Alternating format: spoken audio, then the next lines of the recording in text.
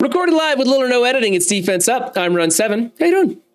Today we're going to be talking a little bit about the differences between Cosmic Crucible defense and War defense. War defense, you take your leftover junk that you don't need anywhere else for your War offensive attacks especially, and you put them into as many big defenses as you can, spread out, soaking up as many of the important tunes or teams from your enemy as you can. You coordinate with your alliance and hope that everybody is kind of doing the same general thing so that you have a whole bunch of teams that require tune A or tune B, and then later in the match, they simply run out of those because maybe they put them on defense and they can't get through it.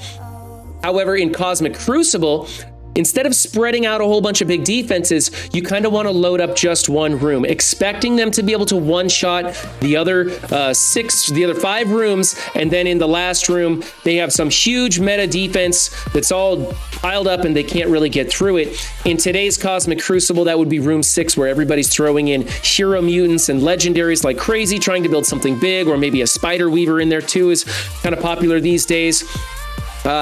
And that way they can't get through that room 6, or they have trouble getting through it. And then the rest of them are simply teams that you're not using for offense, but are still somewhat troublesome, and also coordinate with the room bonuses. Now, the room bonuses in War, of course, are much more subtle than the room bonuses in Cosmic Crucible. And that's why you see teams like this that have no hero mutants in it because there's no Age of X going on. They're just throwing it out there in whatever room bonuses they get, whether it be defense down or defense up or something like that. So team number 1, we grade on 5 different criteria. It's who you're using, their placement, their power levels, their ISOs, and what kind of mood I am in. Team number 1 is not something you will see in Cosmic Crucible. This team gets rolled pretty easy by the SA, and the two things I don't like about this is that Emma should probably be placed next to Strife instead of Mystique. Mystique will retain her positive effects, giving them to Sinister, and Sinister can spread them to the rest of the team. And then Strife needs to be a skirmisher or a raider. He could also be a healer, but just not Fortifier. His kit does everything that the Fortifier does already, so you don't need to do that. Maybe later when we get to the ISO Blue 5, we'll come back to that because there's some differences there, but no one's going to be putting ISO Blue 5 on Strife at this point in time. Emma could be a skirmisher. In fact, if you're building Emma for the first time and you want to know what ISOs to put on her, I highly recommend you go skirmisher rather than healer. On this team, healer's the way to go, but this team isn't worth building her that high. You should build her as a skirmisher for the rest of the game and other places you might use her. All the other ISOs are pretty good, so let's get a placement swap and an ISO change on team 1. I can give this a B-. It's nothing to get excited about, and it's definitely nothing you would want to use in Cosmic Crucible. Over here is something that you also probably wouldn't use in Cosmic Crucible. Maybe you would use pieces of this team for offense, like Shang-Chi, obviously. But otherwise, this team doesn't hold a lot of value in Cosmic Crucible because most of their stuff doesn't work in Cosmic Crucible, and they're not getting most of the bonuses in here from Cosmic Crucible. So as for the placement and ISOs, this is fine. I think maybe take Luke Cage out of the corner would be a good idea, but that's not really necessary. Dark Hunters is probably going to be going into this, and one of the things you can do to keep Dark Hunters from going into this team is by placing also your Young Avengers with a Ms. Marvel in the corner, hopefully drawing the Dark Hunters into that, which isn't as good a matchup for this one. Okay, the only thing wrong with this one is Luke Cage is in the corner and Iron Fist is a healer. Iron Fist's native ISO is healer, however, everything that goes into this uses heal block, and so it's kind of pointless. So let's change him to a skirmisher or a raider and get that placement change. Again, another B- on this team. Team number 3 is the Mercs with Shuri and Surfer. I think Surfer's getting wasted on this. He's a 7 red Surfer, so that's cool, but you could be using him on offense to do a variety of things. He's very plug and play, or you could be putting him on a different defense if you really want to, maybe with that new Warriors or something. But I would definitely want a placement change because you've got Merc Riot Guard over there in the corner. He does adjacent blocks or deflects. So you're going to want to put him in the middle somewhere and pay attention to where those deflects are going. Let's see. Also, if you're going to be running Killmonger as a striker, which I don't recommend, I think he should be a raider, especially when he's run on the Wakandans or with Shuri. He just has a lot of that crit built into his kit, and that's better. But if you are going to be running him as a striker, then you should be running Taskmaster as a skirmisher so you get the triple hit combo off of that, which you're not getting right there. Although I think you should go Raider on Killmonger and keep Raider on Taskmaster. He's 7 red. When he pops off, it's going to be huge. And the way you can make him pop off even faster is by replacing Surfer with Kingpin. You don't even need to invest in Kingpin. He'll spawn in, and on spawn, he will put out his minions. Now, there is a placement arrangement. You need to have Kingpin spawn in first, and then have Taskmaster spawn in. That will give Taskmaster extra speed because of the summons coming in. Now, the best way to do that is just put Kingpin in the middle. In the center position is number 1. That's the first person to spawn in, and then you know it's going to work, and you can put your Killmonger anywhere you want. If that's the case, then you'll have Kingpin getting the deflex from your Riot Guard. So build Kingpin if you want to. It doesn't need to be, but it'll make your Taskmaster go so much faster. Then he blows up with a big, huge hit, gets some crit damage, throws out those blinds, and you get a lot better results than you will with Surfer on this team. So I definitely want some placement changes. I want some ISO changes, and I definitely want you to throw Kingpin in here instead of Surfer, because that'll free up a 300,000 power tune for offense or defense, your choice. I'm going to go C+ on this team. Team number 4 is your New Warriors with Doc Ock. I do not like the placement that you have. You have an offense up going to Minerva. You should swap places with Minerva and Deathpool so that Deathpool is getting that instead of Minerva. Minerva isn't doing, that's not what she's there for. She's not there for damage. Also, I think maybe you should take Doc Ock off of this team, and rather than trying to protect your New Warriors with deflex, I think you should protect them with a Chavez, speeding them up. So put Chavez in here, speeding up the Cloak and Dagger combo, making him go really fast. That'll force your opponent to bring in something way bigger or different to take care of this team. And then America Chavez will be getting that offense up, which isn't great, but whatever. And then Deathpool will get the other offense up from off of Dagger. But the important thing is they'll be sped up. They'll get blinded, and then hopefully Dagger will blow people up, and you'll get a lot better results. It'll make this team a lot tougher, which, by the way, I'm going to give this team a B- because of placement and who you're using. And this team over here could be just as effective with Doc Ock in here, and you want those deflex from Doc Ock going to Squirrel Girl and Kate Bishop, because those are some pretty hot targets, and you could probably keep them from going under certain thresholds. I mean, you kind of want these team members to go under thresholds and stuff, so there's maybe a case to not use Doc Ock on this team, but you can also keep them from being ability blocked or some other negative effect being applied because of that resistance check on the deflex. So I would want Doc Ock in here with a placement change. Otherwise, if you want to run the vanilla YA, this is fine, but let's make Kate Bishop a skirmisher so she lands her blinds. That's the only change I really need to this team. Otherwise, running it as the 5-piece is perfectly fine. You have Miss Marvel in the corner. We like that. That's drawing in that Dark Hunter team that we talked about. Hopefully that leaves your Heroes for Hire available, or no Dark Hunters available to go into your Heroes for Hire. That's the point. But maybe slide this one to your first 4 showing teams, so they might use Dark Hunters and then realize you've got that Heroes for Hire built up in the back or something. That's something you could do. So for me, this is still pretty good. I'm going to give you an A-. The only thing that has to happen is the ISO change, and I would like you to slide this out to one of rooms 1 through 4.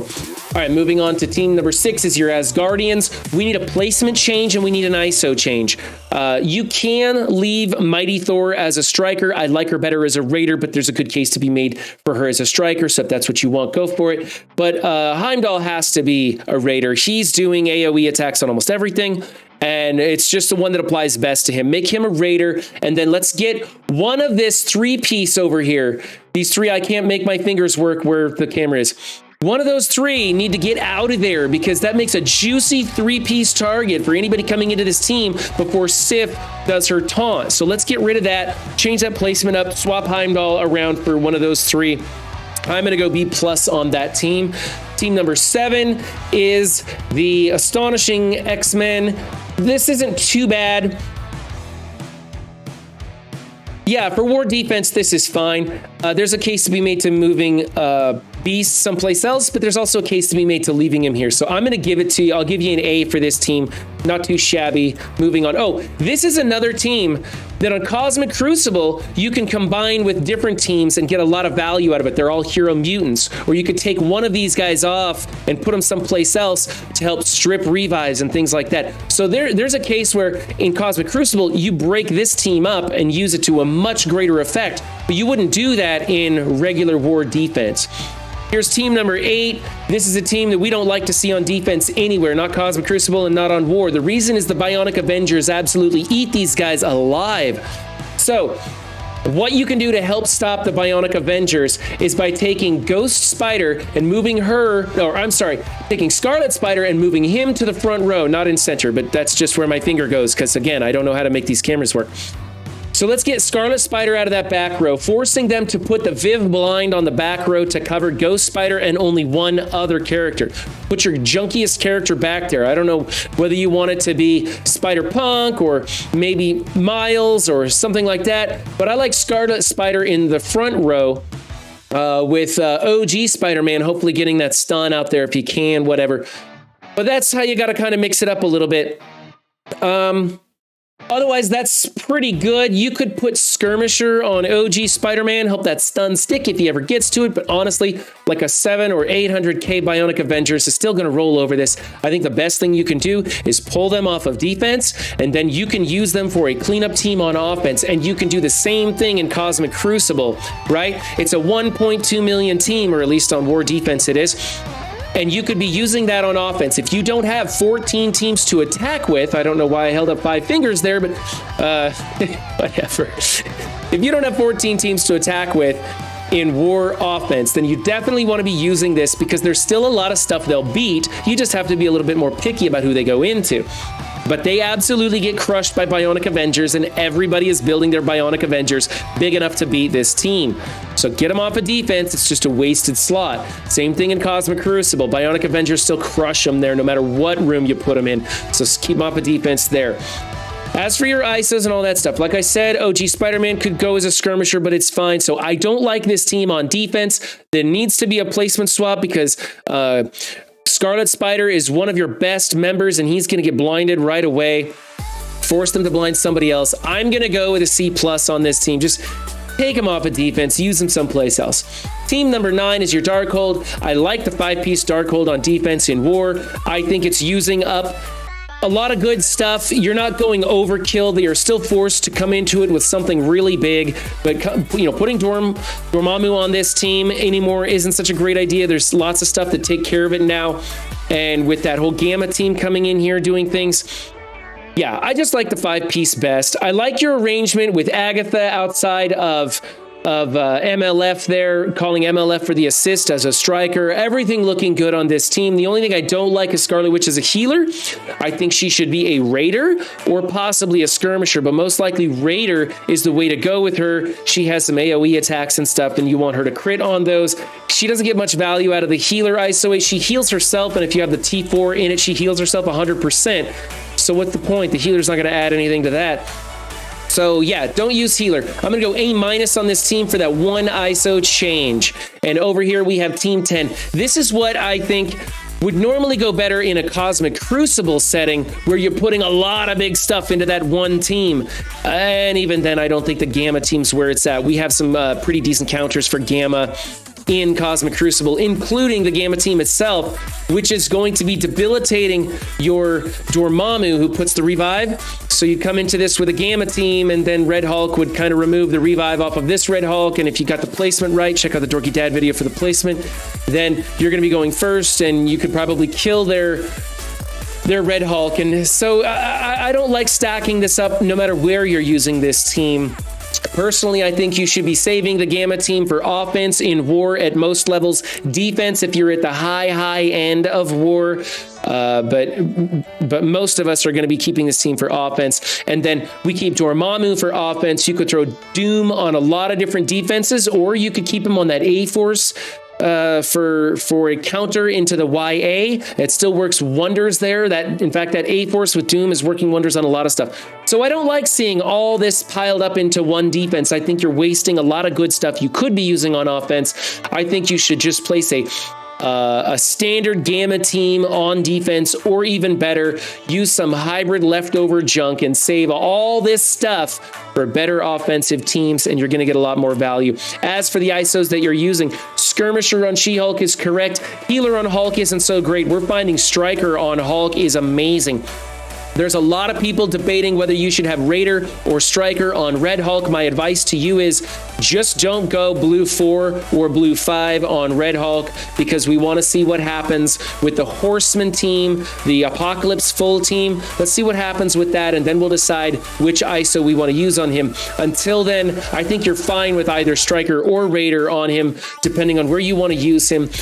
I think I'm using him as a Raider, but I really like him as a Striker also. Can't really remember. I'm liking Doom more and more as a Striker and not so much as a Raider anymore. I'm seeing the value of him being able to double tap into vulnerables, especially when used on offense. On defense, he's good as a Raider also. And then Dormammu is a Striker 100% of the time. So we've got some choices on things you might want to change those ISOs depending on where you're using those people. But mostly, I just think we should pull all of this team, use it all for offense, put some junk in here. Maybe you could throw that Doc Ock in here with some other stuff, a villain tech team or something.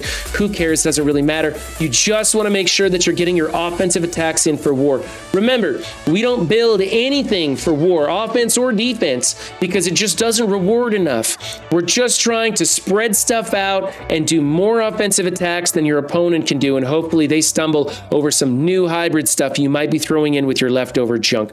For me, this team is a C. I think it's a big waste of a lot of good characters, and I think we should pull this and find something else. So if you like what you saw, hit that like button, subscribe for more videos, and if you want your team featured on Defense Up, we've got the list shortening a little bit. We're going to be trying to put out some more Cosmic Crucible content, not just the war content. Also, I've got those recap videos coming out every morning telling you what you should be watching and why. Remember, guys, don't just have a good game, be good to yourselves and others too, and I'll see you next time. Bye.